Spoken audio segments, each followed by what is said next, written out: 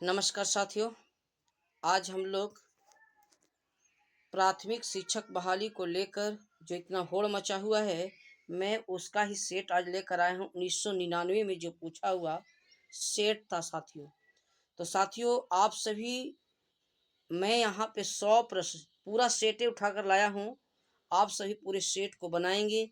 कुल कितना आप सभी को अंक आया, अंत में कमेंट में जरूर बताएंगे। कैसा क्वेश्चन रहा, लेवल कैसा था, देखिएगा। 1999 का लेवल आप लोग खुद अपनी मानसिक क्षमता को जांच सकते हैं साथियों। तो चलिए एक एक प्रश्न को हम लोग बारी बारी से अध्ययन करेंगे साथियों। चलते हैं पहला प्रश्न की ओर। साथियों, पहला प्रश्न आप लोग देख सकते हैं स्क्रीन पे। 11 अप्रैल 1999 को भारत ने जिस प्रक्षेपास्त्र का परीक्षण किया वह कौन सा था? अग्नि 1, अग्नि 2, अग्नि 3, इनमें से कोई नहीं। तो साथियों, 1999 में जो प्रक्षेपण का परीक्षण किया वह था अग्नि 2। इज राइट आंसर आपका हो जाएगा साथियों। क्वेश्चन नंबर दूसरा। 1999 का विश्व कप क्रिकेट खेला गया था ऑस्ट्रेलिया में, दक्षिण अफ्रीका में, शारजाह में या इंग्लैंड में? तो साथियों, 1999 का जो मैच हुआ था क्रिकेट का विश्व कप, वह इंग्लैंड में हुई थी साथियों। आइए क्वेश्चन नंबर 3। आदि मानव ने सर्वप्रथम सीखा था आग जलाना, पशु को पालन, पहिया बनाना या अनाज उपजाना? तो आदि मानव ने सर्वप्रथम जो सीखा साथियों, वह आग जलाना सीखा था। राइट आंसर आपका 3 का आंसर ये हो जाएगा साथियों। Question number 4। सिंधु घाटी सभ्यता के लोग पूजा किसको करते थे? ऑप्शन दिया गया है आपका ब्रह्मा को, विष्णु को, पशुपति को या इंद्र और वरुण की? तो साथियों, हड़प्पावासी या सिंधुवासी उसी को कहा गया। तो हड़प्पावासी लोग यानी सिंधुवासी लोग पशुपतिनाथ की पूजा करते थे। जो पशुपतिनाथ की मुहर पर जो मिला था, तो उसमें सांड का चित्र नहीं था, याद रखना है, वो भी क्वेश्चन पूछ सकता है। आइए क्वेश्चन नंबर 5। मानव द्वारा सर्वप्रथम उपज किए गए अनाज कौन सा था? मनुष्य ने सर्वप्रथम उपज किया था चावल एवं मकई, चावल या बाजरा, मकई एवं बाजरा, गेहूं एवं जौ? तो राइट आंसर साथियों आपका डी इज सही हो जाएगा। सर्वप्रथम मनुष्य ने गेहूं एवं जौ का उत्पादन किया था। सर्वाधिक हल्की गैस कौन है? ऑप्शन है hydrogen, helium, oxygen, carbon dioxide. तो राइट आंसर साथियों 6 का आंसर हो जाएगा आपका। राइट आंसर आपका ये हो जाएगा हाइड्रोजन। आइए क्वेश्चन नंबर 7 आते हैं। नोबेल पुरस्कार के संस्थापक कौन थे? अल्फ्रेड नोबेल पैदा हुए थे। जो कहा था नोबेल पुरस्कार के संस्थापक तो अल्फ्रेड नोबेल थे, तो कहाँ पैदा हुए थे बताएंगे? ऑप्शन दिया गया इंग्लैंड में, जर्मनी में, स्वीडन में या नॉर्वे में? तो राइट आंसर फ्रेंड्स, वे स्वीडन के रहने वाले थे अल्फ्रेड नोबेल। ये राइट आंसर हो गया आपका सी। आइए 8वां। रोजगार समाचार कहाँ से प्रकाशित होता है? ऑप्शन है कलकत्ता से, चेन्नई से, नई दिल्ली से या मुंबई से? तो रोजगार समाचार भारत में प्रकाशित होता है साथियों नई दिल्ली से। आइए क्वेश्चन नंबर नेक्स्ट। खालसा पंथ की 300वीं वर्षगांठ मनाई गई थी। जो खालसा पंथ की 300वीं वर्षगांठ कब मनाई गई थी? जो खालसा पंथ के संस्थापक गुरु गोविंद सिंह थे। तो ऑप्शन दिया गया 1996 में, 1997 में, 1998 में या 1999। तो राइट आंसर आपका 1999 खालसा पंथ की स्थापना हुई थी। आइए साथियों, आइए क्वेश्चन नंबर नेक्स्ट आते हैं, यानी क्वेश्चन नंबर। तो भारतीय राष्ट्रीय कांग्रेस के पहले अध्यक्ष कौन रहे? दादा भाई नौरोजी, सुरेंद्र नाथ बनर्जी। तो आते हैं क्वेश्चन, ऑप्शन और देख लेते हैं। यहाँ भी है WC बनर्जी, राजेंद्र प्रसाद। तो आंसर आपका WC बनर्जी भारतीय राष्ट्रीय कांग्रेस के प्रथम अध्यक्ष रहे थे, WC बनर्जी। आइए साथियों क्वेश्चन नंबर 12 आते हैं। बैरोमीटर। बैरोमीटर व्यवहार्यता होता है तापक्रम मापने में, शक्ति मापने में, दाब मापने में या आर्द्रता मापने में? साथियों याद रखना है, वायुमंडलीय दाब का प्रयोग नापने में बैरोमीटर का इस्तेमाल किया जाता है। Question number 13। कावेरी नदी गिरती है, कावेरी नदी कहाँ गिरती है साथियों? अरब सागर में, बंगाल की खाड़ी में, हिंद महासागर में, इनमें से कोई नहीं। तीसरा राइट आंसर हो जाएगा साथियों, बंगाल की खाड़ी में गिरती है। नेक्स्ट आते हैं क्वेश्चन नंबर 14। विश्व पर्यावरण दिवस कब मनाया जाता है? 11 जुलाई, 3 अक्टूबर, 24 सितंबर या 5 जून? तो इज राइट आंसर साथियों आपका 5 जून इज राइट आंसर हो जाएगा। आइए क्वेश्चन नंबर नेक्स्ट आते हैं।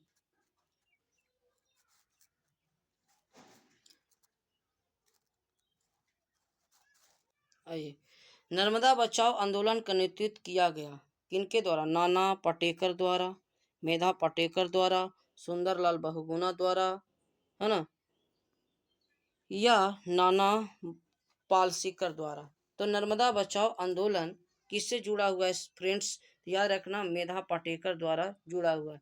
और सुंदरलाल बहुगुणा वनों से, याद रखना है चिपको आंदोलन, सुंदरलाल बहुगुणा। आइए साथियों क्वेश्चन नंबर नेक्स्ट 16वां। म्यांमार का नया नाम है, म्यांमार नया नाम है किसको? थाईलैंड का।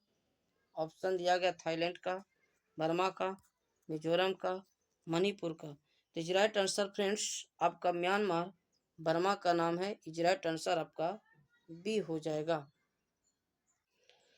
भारत में सार्वत्रिक वयस्क मताधिकार आधार पर पहला आम चुनाव हुआ था।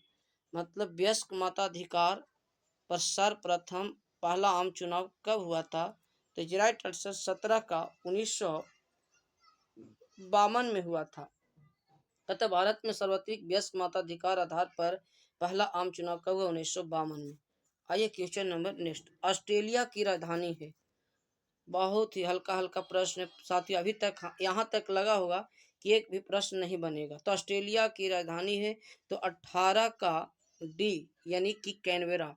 ऐसा ऐसा प्रश्न है कि हल्का है, बन जाएगा ही, आप लोग सिर डरे हुए हैं। आइए देखिए कितना हल्का क्वेश्चन है। बिहार घिरा है 3 राज्य से, 4 राज्य से, 5 राज्य से या 6 राज्य से? तो बिहार कितने राज्य से, इसको इंपॉर्टेंट कर लीजिएगा। बिहार कितने राज्य से घिरा हुआ है? तो याद रखिएगा बिहार 3 राज्य से घिरा हुआ है। आइए क्वेश्चन नंबर नेक्स्ट 20 में आते हैं। भारी मशीन निर्माण प्लांट अवस्थित है। भारी मशीन का निर्माण प्लांट कहाँ करता है? बरौनी में, धनबाद में, जमशेदपुर में या रांची में? तो 20 का आंसर इज राइट आंसर आपका रांची भारी मशीन निर्माण के लिए प्रसिद्ध है। भारी मशीन निर्माण प्लांट कहाँ है? तो रांची में। उसके बाद अगला देखिए कितना हल्का क्वेश्चन है। लाइफ डिवाइन किसके द्वारा लिखा गया? लाइफ डिवाइन के लेखक कौन है? ऑप्शन दिया गया स्वामी विवेकानंद, रविन्द्रनाथ टैगोर, श्री अरविंद घोष, अरुंधति राय। फ्रेंड्स हल्का हल्का ही फ्रेंड्स आएगा। अगर आप लोग अच्छा नंबर लाना चाहते हैं तो आप हमारे चैनल से जुड़ जाइए, मैं सारा सेट आपको करा दूंगा। आपको 15 सेट यहाँ से मिलेगा साथियों। लाइफ डिवाइन किसने लिखी? तो आंसर बताएंगे। इज राइट आंसर आपका 21 का आंसर सी हो जाएगा, अरविंद घोष लाइफ डिवाइन के लेखक हैं। आइए क्वेश्चन नंबर नेक्स्ट की ओर। डल्टेनगंज, डल्टेनगंज जिला मुख्यालय है। डल्टेनगंज जिला मुख्यालय है किसका? डल्टेनगंज का, गढ़वा का, रोहतास का, पलामू का? तो डल्टेनगंज जिला मुख्यालय है किसका? तो डल्टेनगंज का, गढ़वा का, रोहतास का, पलामू का। इज राइट आंसर 22 का हो जाएगा साथियों आपका पलामू जिला का, यानी पलामू का डल्टेनगंज मुख्यालय है। आइए क्वेश्चन नंबर 23।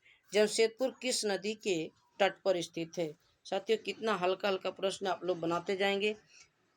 आइए दामोदर, स्वरेखा, अजय या दक्षिणी कोयल? तो इज राइट आंसर स्वरेखा नदी के तट पर स्थित है। आइए यहाँ पे देख सकते हैं साथियों एक और प्रश्न आ गया, रासायनिक खाद कारखाने अवस्थित है। तो रासायनिक खाद कारखाने यहाँ ऑप्शन ही नहीं सब दिखाई दे रहा है, तो मैं आगे बढ़ाता हूँ।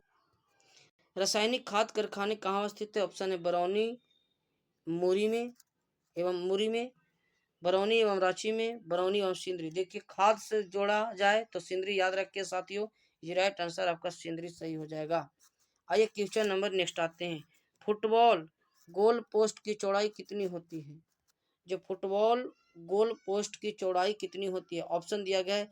जो फुटबॉल मारने का क्षेत्र होता है साथियों उसका कितनी होती है? ऑप्शन है 8 गज, 9 गज, 10 गज या 7 गज।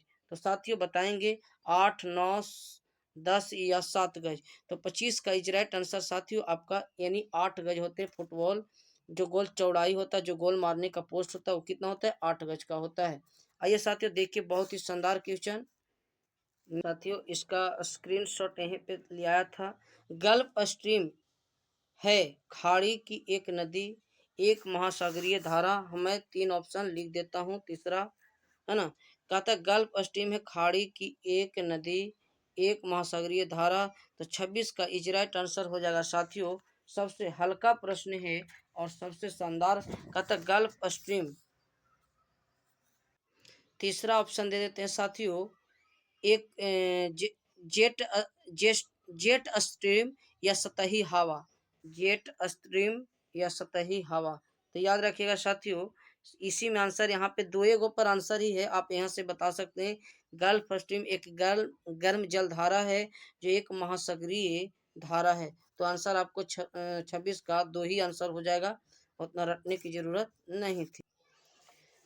भारत का प्रमाणिक समय उस स्थान का स्थानीय समय है जो स्थित है। भारत का प्रमाणिक समय उस स्थान का स्थानीय समय है जो स्थित है। दिल्ली के समीप, कलकत्ता के समीप, इलाहाबाद के समीप, भोपाल के समीप। तो इस राइट आंसर साथियों आप सभी को पता चल गया कि क्या होगा। यानी भारत का मानक समय पूछा है, तो भारत का मानक समय तो आप सभी को याद है कि इलाहाबाद से गुजरती है। आइए साथियों 28 का, जिस ग्रह का उपग्रह नहीं है, जिस ग्रह का उपग्रह नहीं हुआ है। ऑप्शन प्लूटो, मंगल का, वरुण का, प्लूटो का या बुध का। तो साथियों किस ग्रह का उपग्रह नहीं है, तो देखिए सभी का उपग्रह है लेकिन बुध का उपग्रह नहीं है। आइए क्वेश्चन नंबर 29वां।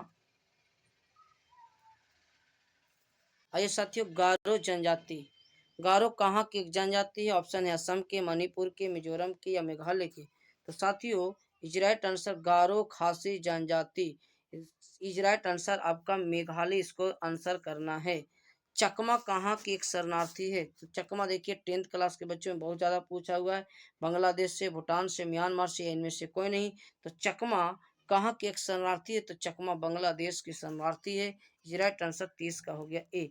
भारत के केंद्र शासित प्रदेशों की संख्या है। साथियों अभी केंद्र शासित प्रदेशों की संख्या 8 हो गया है। भारत में केंद्र शासित प्रदेशों की संख्या कितना? 8 है। लेकिन इसके पहले अनुसार चलेगा तो पहले अनुसार ही आपको बताना होगा, है ना। तो पहले अनुसार तो आपका आंसर गलत इसमें देगा, पहले तो 7 था, है ना, तो अब हो गया 8। चलिए आइए आगे आते हैं। Question number next, question number next 32 का। यहीं पे बता दीजिए, जो नदी यहाँ पे डेल्टा होगा।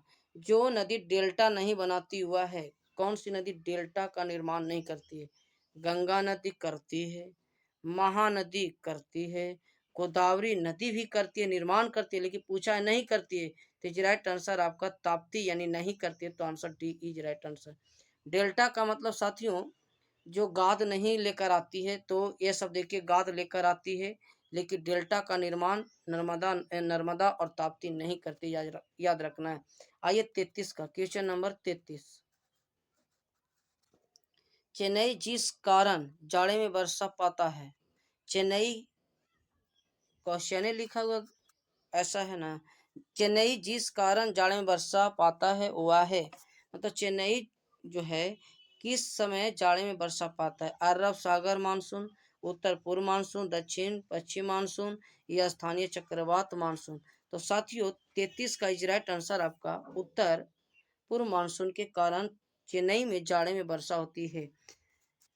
अगला ये अधिकांश भारतीय वन है, भारत के अधिकांश वनस्पतियां यानी पेड़ पौधे हैं वो कैसा है? पतझड़ है, सदाबहार है, मैग्रोन है या ज्वारीय है? तो राइट आंसर फ्रेंड्स यहाँ के देखिए सारे समय के अनुसार पतझड़ हो जाते हैं, यानी कि पतझड़ है। बिहार में जिलों की संख्या कितनी है? तो साथियों यहाँ तो ऑप्शन आपका किया ही नहीं है कि बिहार में कितने जिले हैं, बिहार में कितने, लेकिन आप लोग याद रखिए बिहार में कितने जिले हैं? तो 55। साथियों सबसे पहले मैं बता दूं कि 55 कैसे होगा।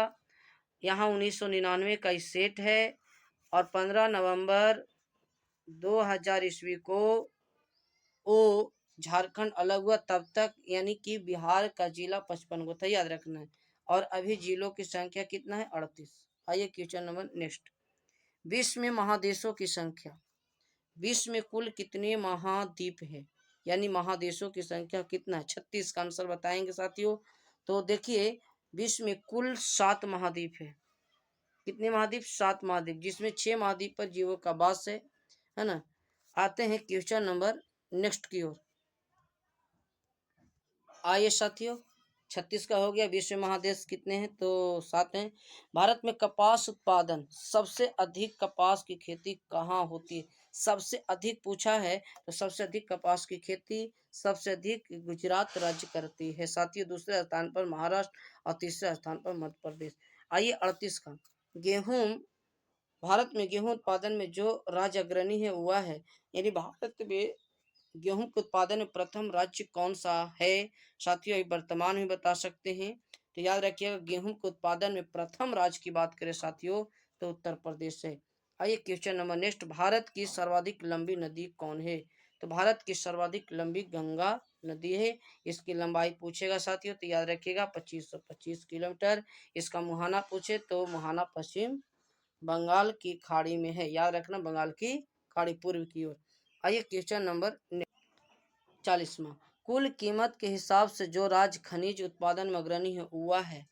कुल कीमत के हिसाब से जो खनिज उत्पादन में अग्रणी राज्य वह है। ऑप्शन दिया गया है 1999 के अनुसार। क्या बिहार, पश्चिम बंगाल, उड़ीसा या मध्य प्रदेश? तो साथियों 1999 के अनुसार बिहार सबसे नंबर 1 में था, क्योंकि झारखंड इसी में था। आइए इनमें से कौन सी जनजाति बिहार की है?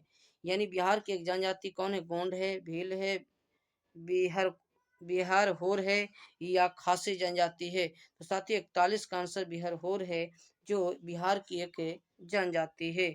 42 में आइएगा। 42 कहता है निम्न में से कौन सी रबी फसल नहीं है? रबी फसल नहीं पूछा है साथियों। तो क्या रबी फसल गेहूं है? यस, रबी फसल है। चना है, सरसों है। तो यानी मूंगफली रबी फसल का उदाहरण नहीं मिलता साथियों। यानी 42 का आंसर आपका डी हो जाएगा। क्वेश्चन नंबर नेक्स्ट आते हैं। चलिए 43 का आंसर साथियों, राज्यसभा में चुने जाने के लिए न्यूनतम उम्र क्या होती है? 21 वर्ष, 25 वर्ष, 30 वर्ष या 35 वर्ष? तो साथियों याद रखना, इसका राइट आंसर हो जाएगा 30 वर्ष। राष्ट्रपति बनने के लिए 35 वर्ष चाहिए और प्रधानमंत्री बनने के लिए 25 वर्ष चाहिए, लेकिन राज्यसभा में 30 वर्ष होती है। आइए, निम्नलिखित में से किसे रिएक्टर स्केल पर मापा जाता है? द्रव का घनत्व, भूकंप की तीव्रता, पर्वतों की ऊंचाई, हवा का संवेग। तो 44 का आंसर क्या होगा साथियों? बताएंगे। 44 का आंसर भूकंप की तीव्रता रिएक्टर स्केल पर मापा जाता है। आइए क्वेश्चन नंबर नेक्स्ट। चलिए साथियों, आइए 45। समुद्र सतह के ऊपर तैरते हुए आइसबर्ग के कुल पिंड का कितना अंश दिखता है? मतलब समुद्र की सतह पर कोई चीज भी तैरता हुआ आइसबर्ग जो होता है वो कितना दिखाई देता है? ऑप्शन दिया गया 1/4 भाग, 5वां हिस्सा, 9वां हिस्सा या 10वां हिस्सा। तो राइट आंसर साथियों 45 का आंसर 1/, यानी कि 10वां हिस्सा, यानी कि 10वां हिस्सा दिखाई देता है साथियों। आइए क्वेश्चन नंबर 46 की ओर चलते हैं साथियों। ये त्रिपिटक धर्म का संबंध है हिंदुओं के, मुस्लिमों के, जैनियों के या बौद्धों से? तो त्रिपिटक साथियों सबसे पहले याद रखिएगा आप लोग, त्रिपिटक का अर्थ होता है 3 टुकड़ियां, यानी 3 साहित्यिक ग्रंथ, जो बौद्ध धर्म से संबंधित ग्रंथ था। याद रखना, यानी 46 का answer D is right answer साथियों। आइए क्वेश्चन नंबर 47। आइए साथियों, सैड एंड एक्टर जनरी एक संस्करण है, यानी किसका यह लिखा गया चीज है, यानी पुस्तक है? तो याद रखना है साथियों, ऑप्शन दिया गया अमिताभ बच्चन, ओमपुरी का, दिलीप कुमार का, सईद जाफरी का। तो 47 का इज राइट आंसर साथियों इज सईद जाफरी का आंसर हो जाएगा। सैड एंड एक्टर जनरी के लेखक सईद जाफरी का है। आइए क्वेश्चन नंबर 48। फरवरी 1999 में 5वां राष्ट्रीय खेलों का आयोजन हुआ था। फरवरी 1999 में 5वां राष्ट्रीय खेलों का आयोजन कहाँ किया गया था? साथियों 48 का इजराइट आंसर आप बताएंगे। दिल्ली में, ग्वालियर में, इम्फाल में या शिलोंग में? इजराइट आंसर आपका सी हो जाएगा। क्वेश्चन नंबर 49 आते हैं साथियों। क्वेश्चन नंबर 49 है, विभिन्न राजनीतिक दलों की स्वीकृति राष्ट्रीय पार्टी अथवा प्रादेशिक पार्टी के रूप में कौन प्रदान करता है? यानी भिन्न भिन्न दलों की राजनीतिक स्वीकृति कौन देता है? राष्ट्रपति, चुनाव आयोग, सांसद, चुनाव आयोग के समक्ष परामर्श कर राष्ट्रपति। तो कौन देता है साथियों? बताएंगे। इसका आंसर हो जाएगा आपका इज राइट आंसर साथियों आपका 49 का आंसर हो गया बी, यानी चुनाव आयोग सभी को स्वीकृति पार्टी देता है। आइए क्वेश्चन नंबर 50। संयुक्त राष्ट्र संघ की स्थापना कब हुई थी साथियों? 1939, 42, 45 या 48? तो राइट आंसर 1948 हो जाएगा। दूध में कौन सा विटामिन नहीं पाया जाता है साथियों? सबसे इंपॉर्टेंट और वेरी वेरी इंपॉर्टेंट कि दूध में विटामिन सी नहीं मिलेगा। राइट आंसर 51 का आपका डी यानी डॉग हो जाएगा साथियों। आइए क्वेश्चन नंबर, मानव में कितने गुणसूत्र पाए जाते हैं साथियों? 52 का आंसर बताएंगे तो आंसर हो जाएगा 46, यानी 23 जोड़ी पाई जाती है साथियों। राइट आंसर आपका बी हो जाएगा। कौन सा वर्म कृमि सबसे लंबा है? कौन सा साथियों, कौन सा वर्म कृमि सबसे लंबा है? ऑप्शन दिया गया है, ring worm, tape worm, hook worm, केचुआ वर्म। तो आंसर राइट आंसर आपका साथियों 53 का टेप वर्म सबसे लंबा वर्म है। आइए 54 का, आलू का कौन सा भाग खाया जाता है साथियों? तो आलू का ऑप्शन दिया है, पत्ते, तना, फल या जड़। तो आलू का साथियों कौन सा, बताइए, पत्ते तो खाया नहीं जाता है। तना, क्या तना या जड़? जड़ तो होता है, हाँ होता है उसमें। तो आलू का कौन सा भाग खाया जाता है? तो right answer friends B is right answer, तना हो जाएगा। एक तो इससे क्वेश्चन जरूर पूछेगा साथियों, इस तरह से आपसे खाने वाला चीज से एक 100% का क्वेश्चन रहेगा, जहां तक मेरा अनुमान। आंख के किस भाग पर प्रतिबिंब बनता है साथियों? आइरिस पर, प्यूपिल पर, लेंस पर या रेटिना पर? तो 55 का इज राइट आंसर साथियों रेटिना इज राइट आंसर हो जाएगा आपका।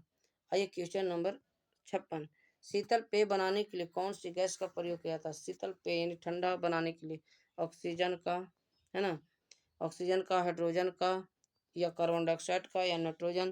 तो इज राइट आंसर साथियों, क्वेश्चन थोड़ा सा दिखाई दे देता है, चलिए सभी को दिख रहा होगा।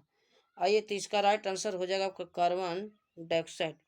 आइए 57 का, प्राणियों के लिए कौन सी गैस आवश्यक है? हम सभी प्राणियों के लिए कौन सी गैस अति महत्वपूर्ण है? CO2, H2, O2, H2S है, यानी बताएंगे कौन होगा? CO2 होगा, H2 होगा, O2 होगा, H2S होगा। तो बताइएगा साथियों, हमारे बिना ऑक्सीजन के बिना हम नहीं रह सकते। तो राइट आंसर आपका हो जाएगा ऑक्सीजन।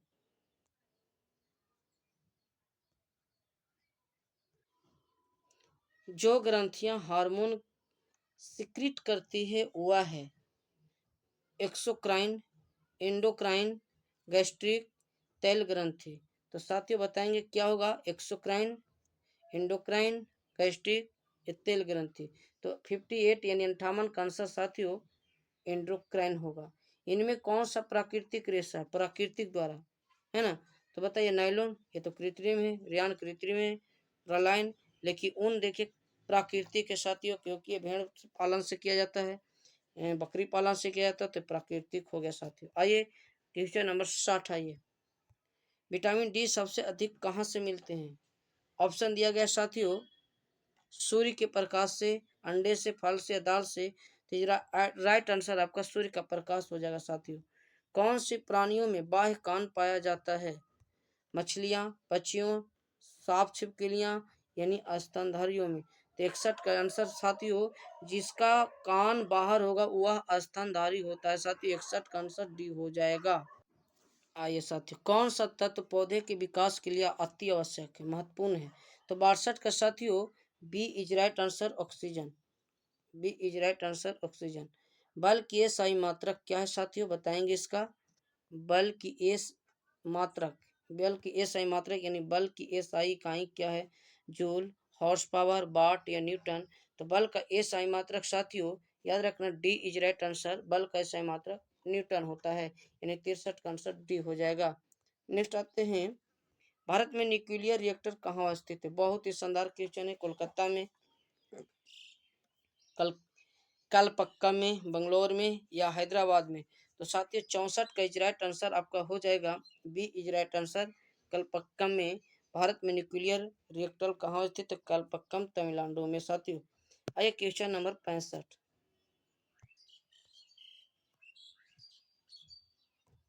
सूर्य के प्रकाश का कितना प्रतिशत पौधे प्रयोग करते हैं? सूर्य का प्रकाश का कितना प्रतिशत पौधे क्या करते हैं प्रयोग? 8 से 10, 20 से 30, 5 से 7, 30 से 40। तो बताइए सूर्य का प्रकाश पौधे कितना प्रतिशत प्रयोग करते हैं साथियों? तो राइट आंसर आपका 8 से 40 ही यूज कर लेते हैं। स्पेक्ट्रम के 7 रंगों में से सबसे अधिक वेवलेंथ किसका होता है? ऑप्शन देख लेते हैं साथियों यहाँ। चलिए, नीला नीला लाल पीला या हरा। तो स्पेक्ट्रम के 7 रंगों में सबसे अधिक वेवलेंथ किसका होता है? वेवलेंथ सबसे तीव्रता यानी कि किस रंग की होती है? तो 66 का राइट आंसर साथियों बी यानी लाल रंग का तरंगदैर्घ्य सबसे अधिक होती है। आइए, न्यूक्लियर मिशन से कौन सी किरणें नहीं निकलती हैं? न्यूक्लियर मिशन से कौन सी किरणें नहीं निकलती? आइए ऑप्शन के साथ। नीला लाल हो गया साथियों। अगला कहते हैं न्यूक्लियर मिशन से कौन सी किरणें नहीं निकलती है साथियों? तो राइट आंसर आप बताएंगे गामा किरणें, अल्फा किरणें, इंफ्रारेड किरणें या बीटा किरणें। तो 67 का राइट आंसर साथियों आपका सी हो जाएगा, यानी कि इंफ्रारेड किरणें। नेक्स्ट आते हैं 67। कौन सा विटामिन पानी में घुलनशील है साथियों? E, K, C, D। E, K, C, D। कौन सा विटामिन पानी में घुलनशील है साथियों? बताएंगे। ऑप्शन दिया गया है। तो साथियों पानी में जो घुलनशील विटामिन है वह है, देख सकते हैं, कारा E, K, D। आप लोग याद रखिएगा, एक क्वेश्चन विटामिन से 100% पूछेगा। तो याद रखिएगा सी जो है वह पानी में घुलनशील है, बाकी पानी में घुलनशील नहीं है, बल्कि वसा में घुलनशील है। आइए साथियों नेक्स्ट क्वेश्चन की ओर आते हैं। विटामिन ए की कमी से कौन सा रोग होता है? इसको भी आप लोग ना बताइएगा तो क्या बताइएगा? आइए क्वेश्चन नंबर नेक्स्ट। कौन सा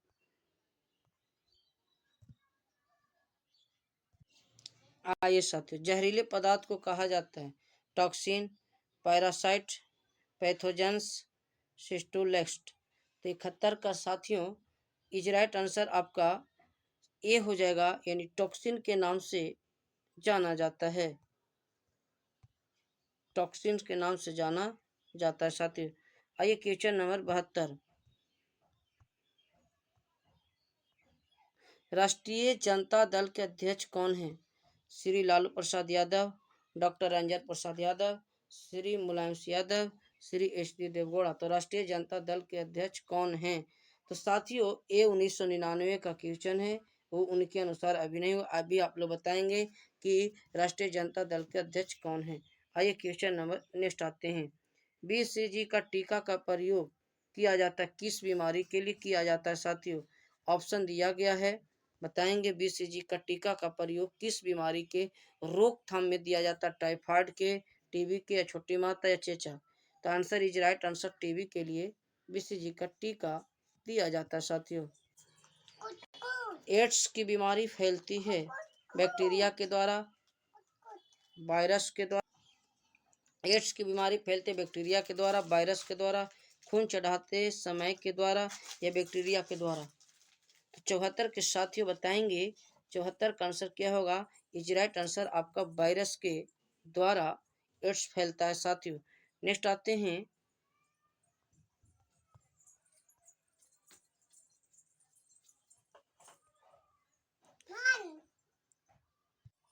निम्न में से किस ग्रह के सर्वाधिक उपग्रह हैं? ऑप्शन दिया गया साथियों, जुपिटर, मरकरी, यूरेनस या नेपच्यून। किसका निम्न में से इसमें से सर्वाधिक उपग्रह है? तो 75 का राइट आंसर आप लोग का ए हो जाएगा, जुपिटर का सर्वाधिक उपग्रह वाला ग्रह है साथियों। आइए क्वेश्चन नंबर नेक्स्ट आते हैं। तो आइए साथियों क्वेश्चन नंबर 76। कौन सा ग्रह पृथ्वी के सबसे नजदीक है? तो बताएंगे। अभी जस्ट हमने बताया मार्स, जुपिटर, यूरेनस या मरकरी। तो अभी जस्ट हमने यहाँ पे इंग्लिश शब्द में दिया है। ऐसा ऐसा क्वेश्चन देखने को मिलेगा साथियों, क्योंकि बहुत से स्टूडेंट इंग्लिश वर्ड से ही डरते हैं, तो इसीलिए देगा ही देगा। तो 76 का आंसर मार्स गैस जो है पृथ्वी के सबसे नजदीक गैस है, नजदीक ग्रह है, याद रखना है साथियों। आइए सौर मंडल की आकृति कैसी है? सौर मंडल की आकृति कैसी है? गोल, चकोर, स्पाइरल या अंडाकार। तो 77 का राइट आंसर साथियों अंडाकार होगा।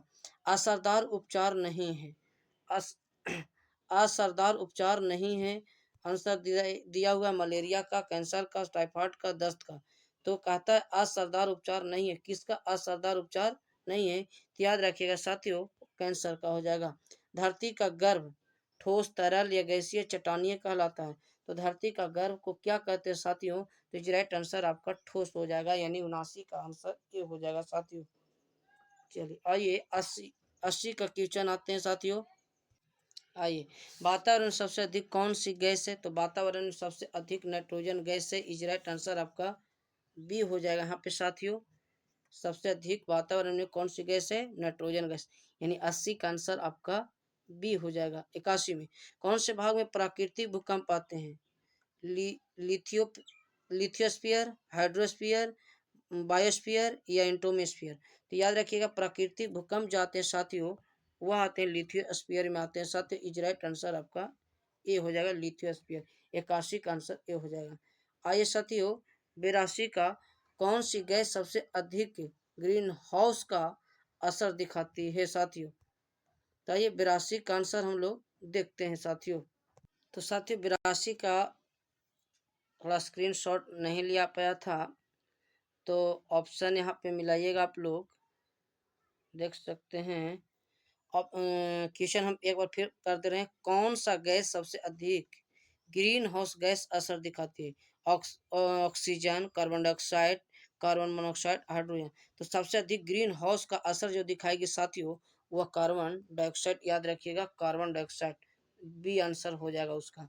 कौन सी धातु तरल अवस्था में पाई जाती है? जिंक, लोहा, चांदी, पारा। तो राइट आंसर साथियों पारा। 83 का आंसर आपका सी हो जाएगा साथियों। आइए 84 का आंसर। किस धातु को नोबेल धातु कहते हैं साथियों?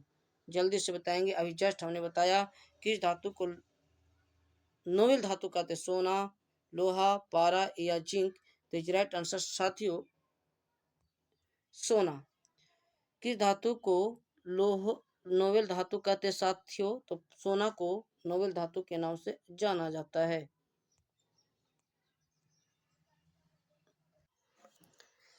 आइए 85 का कौन सी धातु हाइड्रोजन से अधिक क्रियाशील है? सोडियम, पोटेशियम, पोटेशियम, कैल्शियम या कॉपर। तो 85 का राइट आंसर साथियों डी हो जाएगा, यानी कॉपर। किस फल से मिट्टी के नाइट्रोजन में वृद्धि होती है? किस फसल से? तो याद रखिएगा साथियों, सबसे ज्यादा नाइट्रोजन की वृद्धि जो होगी साथियों, वह मटर के पौधे से होगी। इज राइट आंसर 86 का बी हो जाएगा। आइए 87 का आंसर देखते। 87 खाने वाले सोडा का रासायनिक नाम है साथियों। देखिए इसका मैं एक ट्रिक बता देता हूँ, तो कभी नहीं भुलाइएगा। खाने वाले सोडा का रासायनिक नाम, खाएंगे तब बाय होगा, तब बाई जहाँ लगा रहेगा वही आंसर होगा। सोडियम बाई कार्बोनेट है ना। तो देखिए बाई लगा तो आंसर हो गया सी। 87 के सी, खाएंगे तो बाई होगा। खाने वाला सोडा का रासायनिक नाम सोडियम बाई कार्बोनेट। 87 का आंसर फ्रेंड्स सी हो जाएगा। नेक्स्ट आते हैं।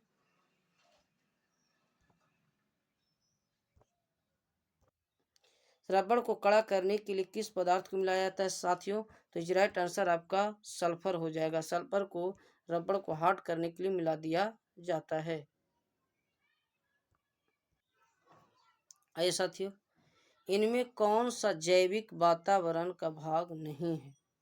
जैविक वातावरण का भाग नहीं है। कीड़े, पक्षी, हवा, बैक्टीरिया। तो 89 का आंसर क्या हो जाएगा साथियों, बताएंगे। तो इज राइट आंसर आपका हवा, यानी कि जैविक वातावरण का भाग नहीं है साथियों। आइए क्वेश्चन नंबर नेक्स्ट है। किस धातु से अधिकतम विषाक्तता फैलता है? कॉपर से, लेड से, सिल्वर से या लोहा से? तो सबसे अधिक जो साथियों विषाक्तता फैलता है वो लेड यानी सीसा से। आइए क्वेश्चन नंबर 91। क्वेश्चन नंबर 91 साथियों कहता है रेडिएशन प्रदूषण से कौन सा रोग होता है? चमड़ी का कैंसर, हाइपरटेंशन, मधुमेह या टीबी। 91 का राइट आंसर साथियों ये हो जाएगा चमड़ी का कैंसर। Is right answer. आइए question number 92। Question number 92, Bharat द्वारा किस उपग्रह का प्रयोग मौसम की जानकारी के लिए किया जाता है? तो ऑप्शन है INSAT IB, IRS-A, IRS-IB, INSAT 2A। तो राइट आंसर 92 का फ्रेंड्स सी हो जाएगा, यानी कि IRS-IB के द्वारा भारत की मौसम संबंधी जानकारी की सूचना दी जाती है। अंतरिक्ष युग में कब शामिल हुआ? तो भारत अंतरिक्ष युग में शामिल कब हुआ था साथियों? तो याद रखिएगा 93 का आंसर बी हो जाएगा।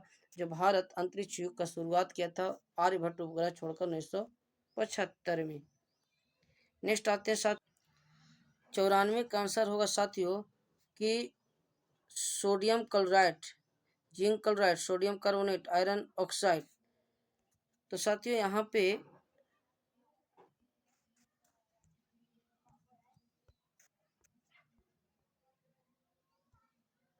पे आप देख सकते हैं क्वेश्चन आपका सिंपल सा है साथियों कि समुद्र में, है ना, समुद्र में 94 का क्वेश्चन जो है कि समुद्र में पानी सबसे अधिक लवण कौन सा है?